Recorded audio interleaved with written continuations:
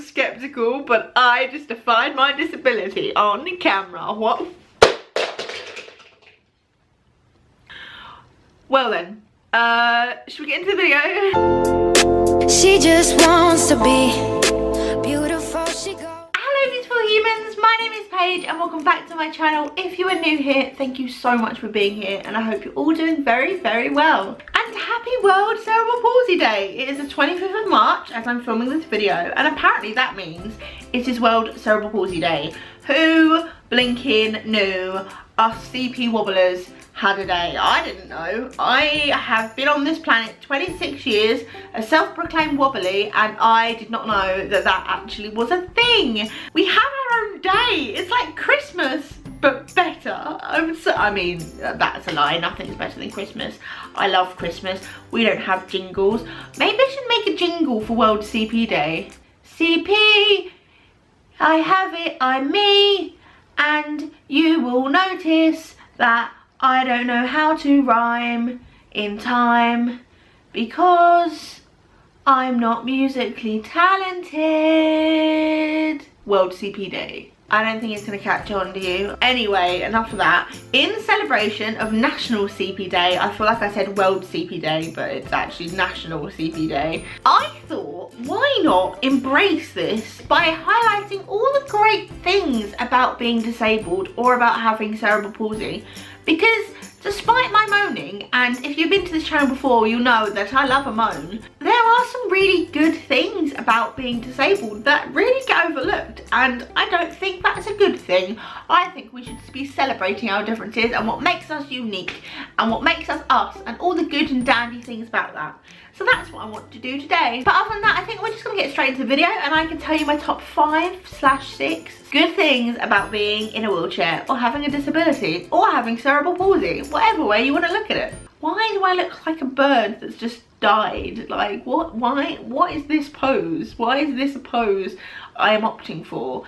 If I don't look disabled enough already, this surely is not helping my cause. So, to start off, and I nearly mentioned this in the beginning, number one, it is free stuff. Now, oh my god, Lord above, I can't explain to you how underrated the fact is that you can get free stuff. Lots of people don't know this, but if you're disabled, you can get free tickets to almost anything with a 2-for-1 carers deal. And by anything, I literally do mean anything. I mean concerts, I mean theatre tickets, I mean days out, I mean the cinema. The cinema is particularly handy because I love a good film, me, and I do like to frequent my local cinema of a Saturday, so 2-for-1 tickets are massively handy. The good thing also is that anybody can be your PA. Now obviously if you are a disabled person who really tries to stick by the rules of being a disabled person, which I am not one of those, then you probably have your own PA who you tend to stick to. I don't.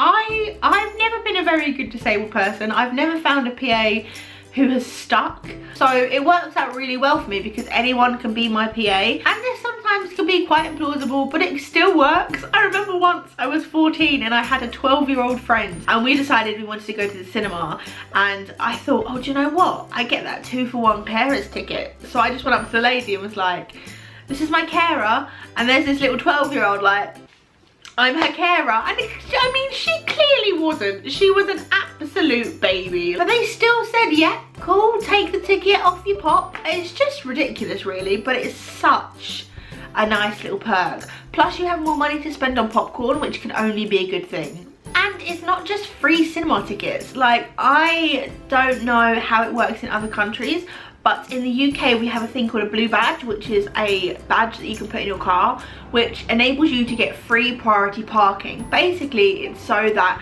you can be closer to the venues that you're at and that you have more space to get your wheelchair out of the car. Now, not only is that amazing in itself, because if you try to get in a normal parking bay and get a wheelchair out of a car before, you'll know how difficult that is, but the fact that it's free, I've never really appreciated how beautiful that is until now. Until I've started to learn to drive, I've never realised how expensive parking is. Like, It's so expensive. And with this little blue badge, we get it free in most places, which is just so handy. Like, I feel quite cheeky getting all this stuff for free, but do you know what? If they're handing it out, I'm not gonna say no. I just want it to be known that I'm extremely grateful for it. It's just a nice little handy perk to have of a Sunday when you're going shopping and you just think, oh, I haven't got that £1 for the car park.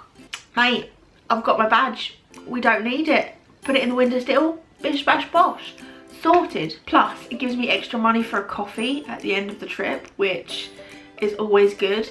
I see a running theme of food and drink coming through this. Speaking of free drinks, the last freebie that I totally get as a disabled person, and this isn't something like the government gives me or that's like a society thing. This is something I've harnessed myself as a disabled person, and I've harnessed it from a negative, and for me, I've turned it into a positive. I've said before, I get the inspirational effect quite a lot, which is when people are like, oh, you're so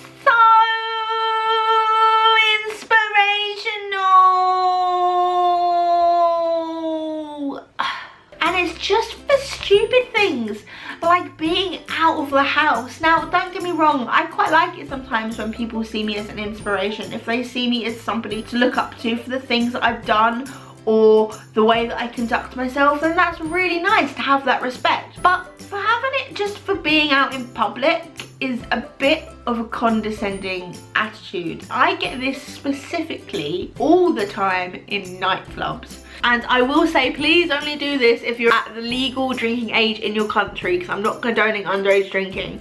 But if you are, next time you go out and you're in a club and that random drunk boy comes up to you, you know that boy that comes up to you and goes, oh, look at you out with your friends, you're having a good time, you're such an inspiration, like, look at you doing what everyone else does. I say to you, turn around to that guy and go, oh, thank you, mate. Do you know what?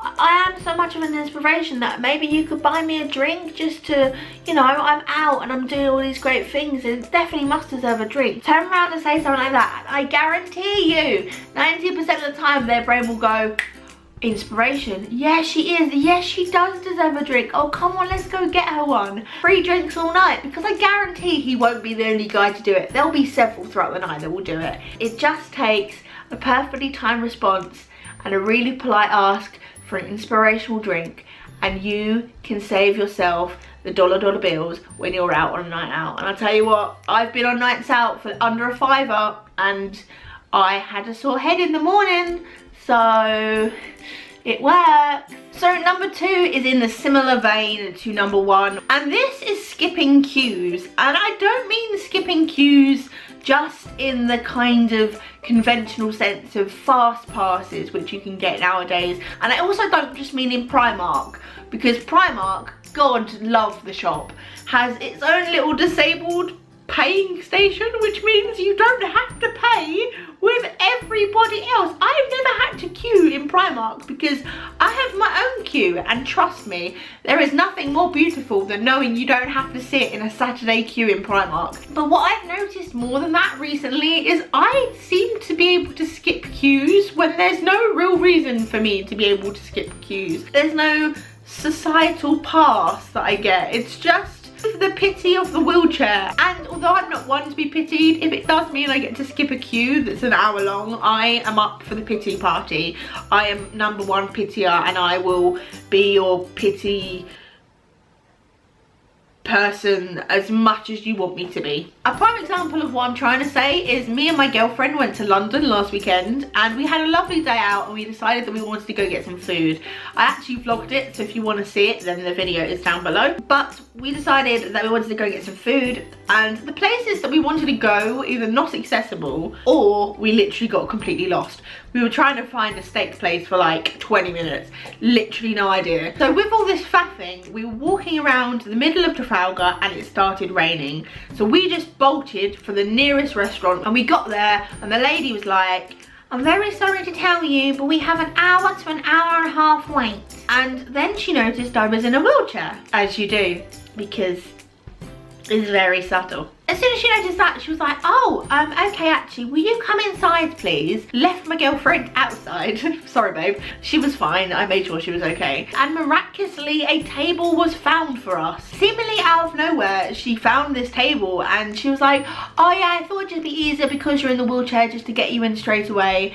And I was like, yes, it will be okay. And yes, it was easier. And thank you so much. And to me, that was kind of baffling. And it's not the first time it's happened. It's happened at restaurants before. It's just baffling to me. It's so weird, but it is a true perk of disabled life, which I would not change for the world. Okay, so number 3 on this list is funny moments. Now, everyone has funny moments in life. Everyone has those stories that they tell where something really funny happened and it was memorable. But this seems to happen more when you're disabled. Like, I find joy and funny things happen just out of the most mundane things. No task is simple when you're in a wheelchair. Everything has to be done slightly different.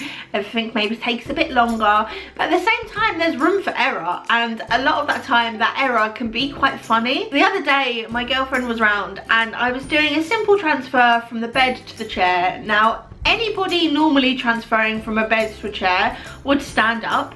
That would be perfect. And then they would sit on the chair and nothing really would happen or go awry, or there would be really no story. It would just be a moment that no one ever thinks about ever again, and that person is off the bed. However, this time I was wearing tights.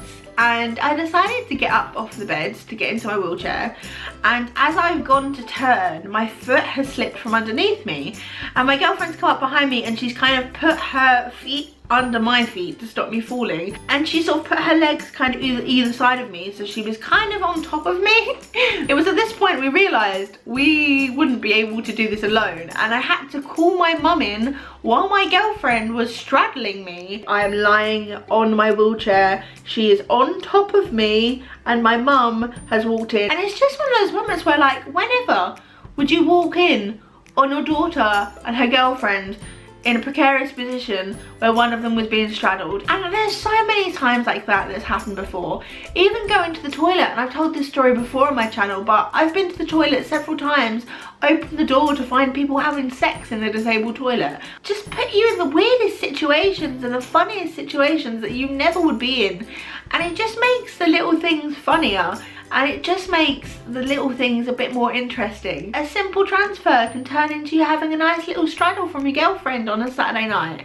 I mean, what more do you want out of just getting out of bed? So number 4 is kind of taking on the idea that you've got to embrace the little things and embrace every opportunity that comes your way. Being disabled, I've had so many opportunities come my way that I would have never had if I hadn't have had a disability. I have been so lucky. I grew up in not a rough area, but not the best area, and I have a feeling that if I wasn't disabled, I would have gone down a very different path in life. I got to travel the world because I played a Paralympic sport called boccia. We went to Vienna, and I was fast-tracked for the Beijing Olympics, but I was too young, so they wouldn't let me go. I played in the GB team from the age of 14, and I got to travel the country and meet different people, and I never would have got to do that if I hadn't had a disability. Boccia is a cerebral palsy specific sport, so it's a bit like French balls, but it's for specifically with people with cerebral palsy. So if I hadn't have had cerebral palsy, I never would have found the world of boccia. And boccia opened my eyes up to travel. It gave me a great group of friends. It gave me a great sense of independence and understanding of who I am. It gave me the sense to be very, very confident in myself. It was one of the best things that I've ever done, and I'm truly grateful that I got the opportunity. It's honestly, it's one of the best things ever happened to me, was being disabled, because I don't know where I would be without it.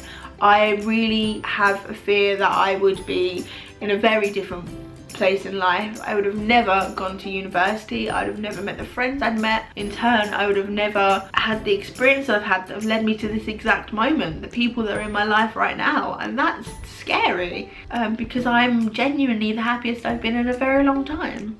Number 5 seems a bit of an anticlimax from number 4, because number 4 was very, very deep and meaningful. Number 5 is just the fact that you get to wear shoes infinitely and that your shoes never wear out, which is only something I've really noticed through other people. I've had people say to me, oh my god, your shoes are so clean, and I'm just like, They are, actually, and that's because I don't have to walk on them. The shoes I'm wearing today are a pair of grey fluffy Vans, and I must have got them about 6 years ago, and they still look pretty damn good. Can you see them? I don't know if you can see them, but they still look really blinking good. I mean, they're not done up because I couldn't be asked to do them up, but they still look really, really good. Now, finding shoes to fit your weirdly disabled feet is another issue entirely, and that is definitely not as easy. But when you do find shoes that fit your rather uniquely short and stumpy feet, as mine are, they just last forever. Like, I don't think I really have to ever buy shoes. If I buy them, it's because I want them rather than because I need them, and that is all down to the fact that I do not have to walk on them. And the fact that I don't have to walk on them is another perk, because I get to sit down and I don't get a foot ache. Oh yeah. Number 6, and this is going back slightly one, just to when I was talking about how it gives you different experiences, and you get different experiences because you have a different perspective on life. And my perspective is extremely different because I've been in a wheelchair. It has made me so much more confident and so much more empathetic and outgoing than I would have been, I think, if I wasn't in a wheelchair. A lot of the time, until you start speaking to somebody, people see disability as a scary thing, and the only way for them to see that you are a human a lot of the time is to be the one to make that first move, to make that first contact, to have that first conversation, and to be like, hey, I'm just me. And then they kind of chill out a bit. So it's made me have to be more open with people. I will be the one to go up to somebody and say, oh hi, my name's Paige, how are you doing? It's nice to meet you. That's my way of breaking down the awkwardness that could be there. That's how I met my girlfriend. I was the first one to go up to her and just say, hey, how you doing? Like, and that's something that I've learned to do. And if I hadn't have done that, we might not have got speaking on that first day. And if we hadn't have got speaking, we might not have known that we liked each other, and it might not have progressed into something that it's progressing into now. And that would have been really sad because I really like her. I think in moments of doubt, what's pushed me to be better than what I feel I am is my disability, because I want to prove people wrong, and I want to be the one to get out there and to live and to set by example. It really has pushed me a lot harder than I thought to be a very personable and communicative and probably annoyingly talkative person.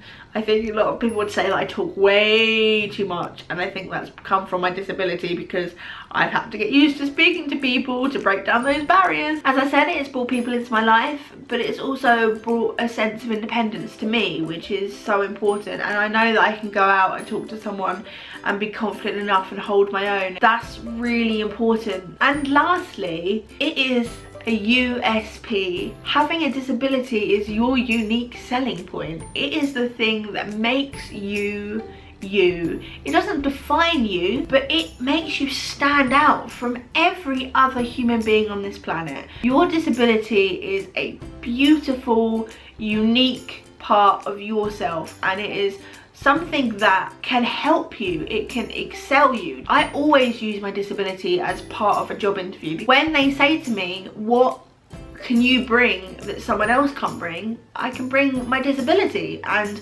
what I've learned through that, and the positive skills I've learned through that, such as great communication, and it just makes you stand out as an individual and as a person, and I think that is amazing. I always say at the end of my videos, I've been me, so please always be you, and I truly believe that, because we can't be anything but ourselves, and if our disability is an extension of that, then it can only be something amazing, because we are all amazing people. We are all feats of scientific genius. Like, no one is the same as us. And yes, it's fun because you get free tickets, and yes, it's fun because funny moments come out of it, but at the end of the day, it is what stands you apart from every other human on this planet, and that should be something that should be embraced and loved, and that should make you feel amazing and unique and special, because you are amazing and unique and special, and you should use it to your advantage. You should use it as a good thing, and you should embrace it. Oh, I feel like I got on a bit of a rant just then. I felt like I was going for a proper emotional, motivational speech. I do apologise. I got slightly on my high horse and forgot how to get back down. So guys, that is the video. I hope you enjoyed it. I hope it pepped you up and made you feel a bit positive. It's made me feel really positive actually. So I hope it made you feel positive too. Thank you so much for watching. And remember, I have been me. So please always be you. And I will see you very soon for another video. Bye! Oh my god, I can't reach, it's too far away. It's so far.